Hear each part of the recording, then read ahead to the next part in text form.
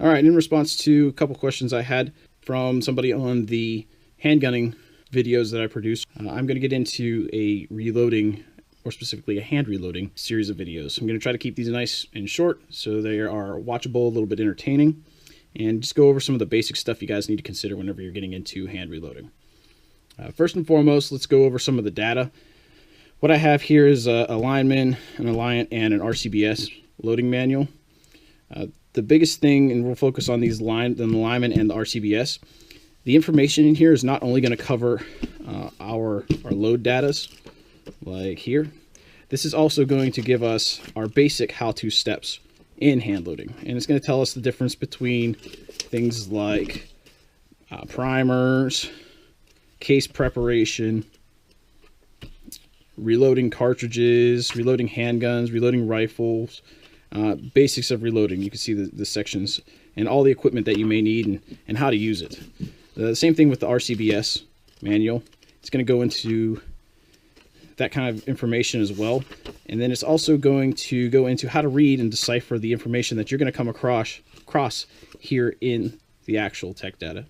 So the first place to start in anything with safety or in general is to pick yourself up one of these hand loading books. This one here says $21, but this is, oh my gosh, this is a 3rd edition, so this is like mid-90s. Pick these up at a gun show or in a gun store or pawn shop or whatever for cheap. Read about it in these. You got to read the information to comprehend it. You can't just watch these videos. And the same thing with any other videos online, guys. They're great for entertainment and they're great for little bits of knowledge, but definitely read what the manufacturers say about this stuff. So I'll get off of that one. This Alliant powder book, this is going to show more specifically loads for the types of powder. This is manufacturer specific, but it's going to go into what the manufacturer of the powder recommends for that information. When you go into our different equipment books like the RCBS, it's going to give you a wide spectrum of primers, bullets, bullet weights, and powders to use. The best thing to do is, if you are specific to a brand, if you're die hard on a brand, pick up one of the manufacturer's books. If you're going to go with an overall broad stroke of reloading, just get one of the RCBS, Lyman, I think Hornady puts one out. Get one of the all-inclusive books because it's going to help you out more than just the powder-specific ones.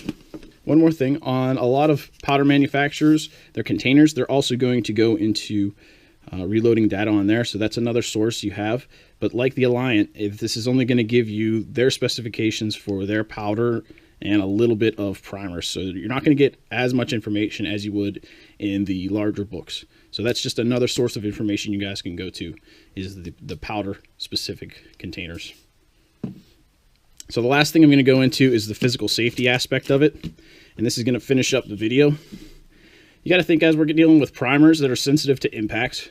We're dealing with powders that they're not as sensitive to impacts, but they are sensitive to fire or to heat. Also, we're dealing with a lot of chemicals, and just to give you a hint, you can see the warning labels here are pretty inclusive, caution labels. This is one thing to take into account inside of our reloading books, as well as on our powder and any other chemicals we're going to use. They're going to give you a brief description of the proper protective equipment that you need to wear.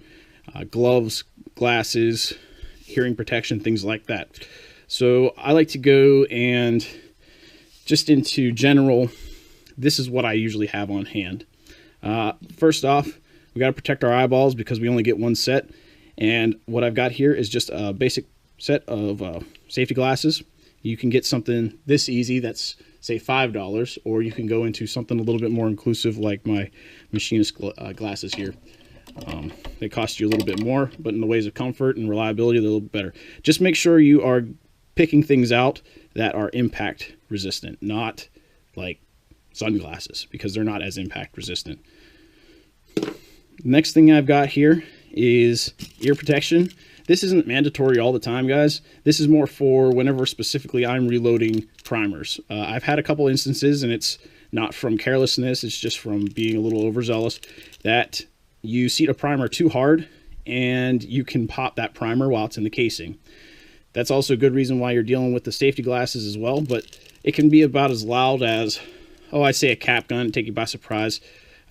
So there's some safety aspects to keep in mind there. So you can have some hearing protection on hand. Earplugs are really convenient, small, and in and out really quick. These hearing protection, these are a little bit more elaborate, but the nice thing about these is you do have electronic microphones on it, so you can be listening for somebody upstairs or something like that, and you don't have to be completely blocked off to the world like you do with earplugs. Last thing we got is rubber gloves. These ones here might be a little bit big, but a nice fitting rubber glove. Once again, we are dealing with chemicals inside of the powders and inside of the primers in general, and we want to protect our hands. Lots of things are pathogens, and they can be transferred through the skin into the blood system, and you can really mess up your guys' blood. And so a basic pair of rubber gloves, nice fitting ones, and you'll be good to go. So that covers the basic information on hand reloading. I hope you guys found this video informative, and check back recently for more videos on reloading. We're going to get into some of the cases, the different equipment that we're going to need, the stuff we're going to use. But this was just a wide spectrum of all of your safety equipment. Thanks for watching, guys.